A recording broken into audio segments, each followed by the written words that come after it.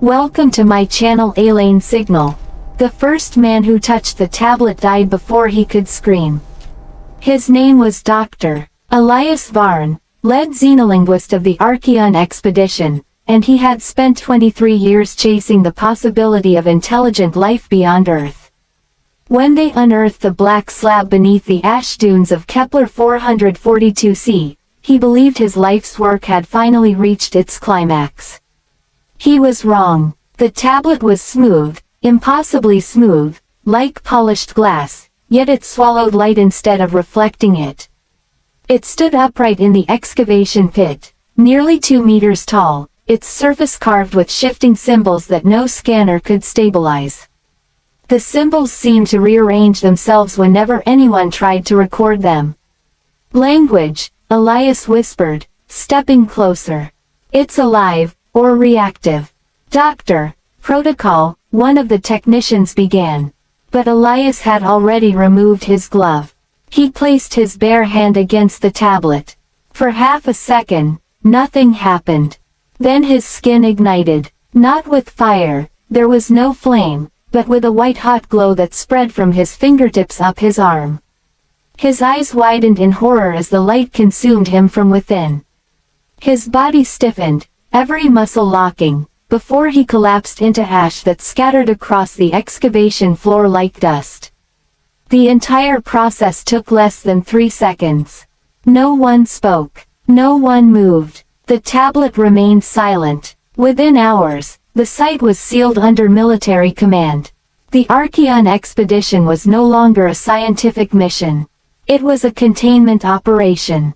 General Rhea Solis arrived the next morning, her presence bringing with it armored personnel, drones, and an unspoken understanding. Whatever this object was, it was no longer to be studied casually. Status report, she demanded. Dr. Malik Wren, the expedition's physicist, stepped forward. His face was pale, his voice tight.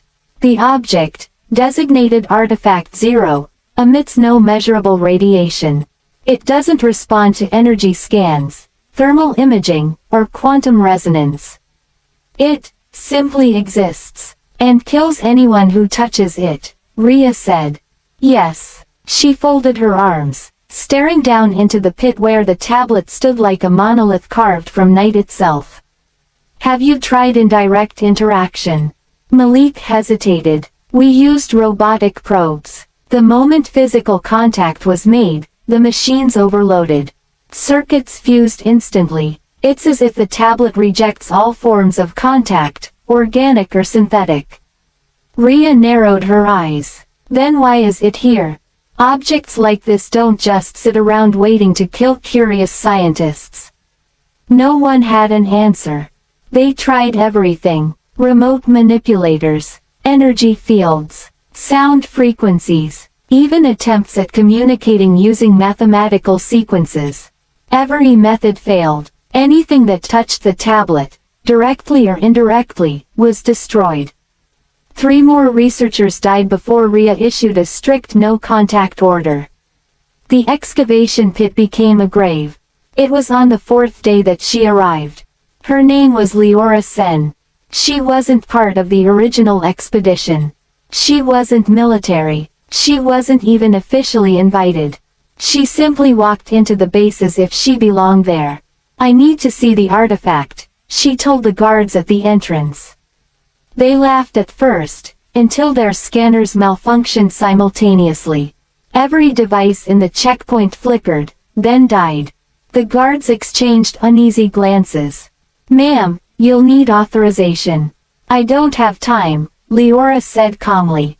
It's already waking up. Something in her voice, steady, certain, utterly unafraid, made them hesitate. Minutes later, she was standing before General Rhea Solis.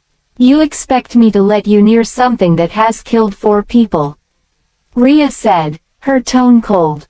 Liora met her gaze without flinching. It didn't kill them. It rejected them. That's a distinction without a difference.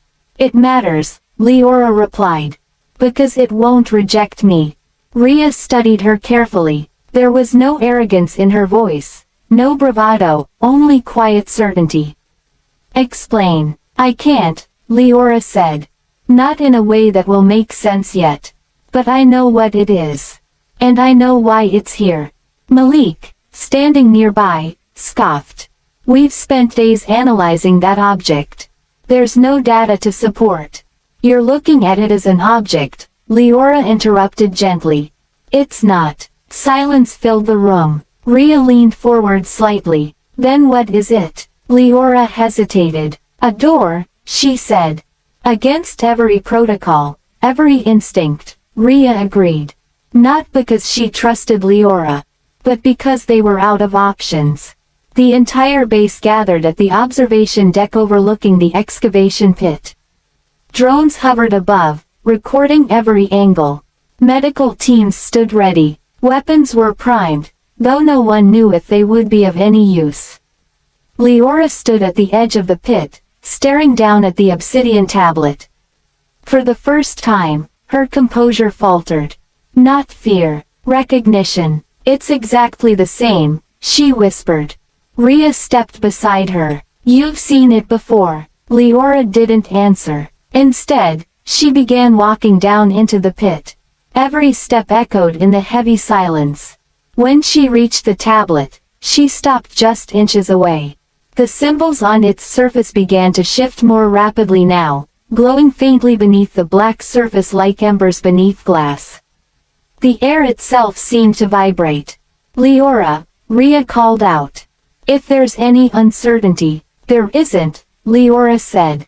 She raised her hand. For a moment, everything held its breath. Then she touched the tablet. The light came instantly, brighter than anything they had ever seen. The same white-hot glow that had consumed Elias surged across Leora's hand. And stopped. It didn't spread. It didn't burn. It pulsed. The symbols on the tablet exploded into motion, racing across its surface in spiraling patterns. The ground trembled. The air crackled with energy. Leora's eyes widened. And then she spoke. I remember. The world vanished. She was standing somewhere else. Not Kepler 442c. Not any planet she recognized. The sky above her was a lattice of light, crisscrossed with glowing lines that stretched into infinity. The ground beneath her feet was smooth and metallic, reflecting the sky like a mirror. And the tablet stood before her, no longer a monolith, but a gateway. You've returned, a voice said. It wasn't sound, it was thought. Liora turned. A figure stood behind her, tall, luminous, its form shifting between shapes that her mind struggled to comprehend. Who are you? She asked. You already know, the being replied. And she did. The memories flooded back all at once. Not years. Not decades. Eons. She had not always been Liora Sen. She had been something else. Something older. She saw a civilization spanning galaxies, beings who had transcended physical form, who had learned to encode their consciousness into structures, into artifacts.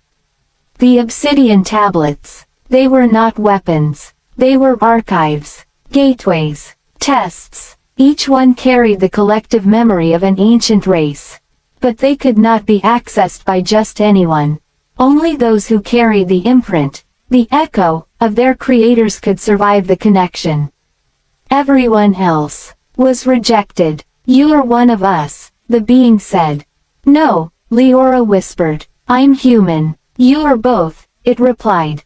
A fragment, reborn, placed within your species to guide them when the time came. Liora staggered back. That's not possible. It is necessary. The being gestured, and the sky shifted.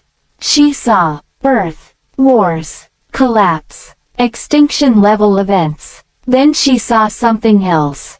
Humanity evolving, reaching beyond its limits, becoming something greater, but only if they survived what was coming. The tablet has awakened because the threshold has been reached, the being said. Your species stands at the edge of transformation, or annihilation.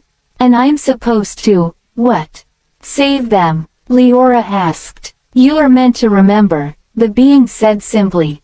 And then choose. Back in the real world, the base was in chaos.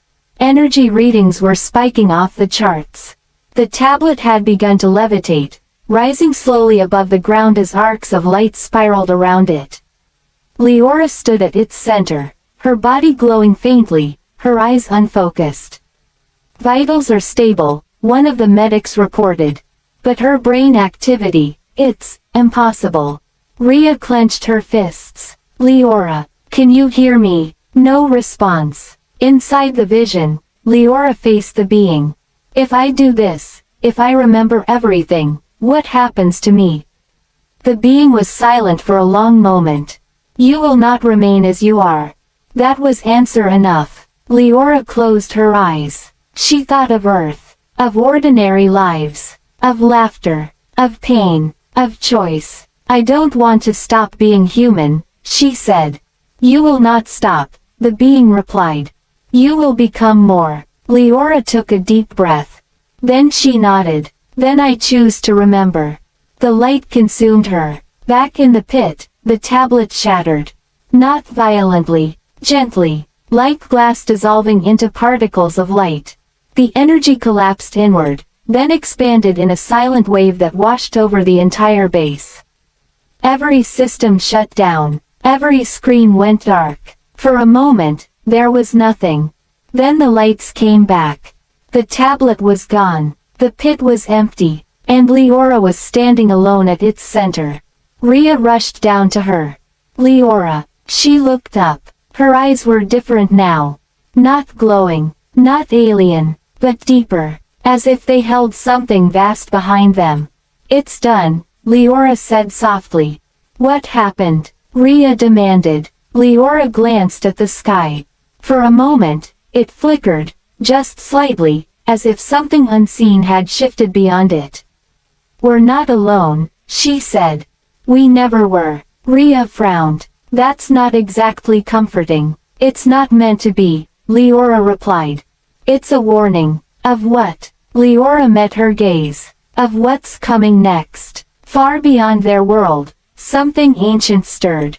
The activation of the tablet had not gone unnoticed. It had been a signal. A beacon. And now, across the vast darkness between stars, something was answering. Liora turned back to the empty space where the tablet had once stood. I remember, she whispered again. And this time, she understood exactly what it meant. Thank you for listening. Subscribe for more cinematic science fiction stories.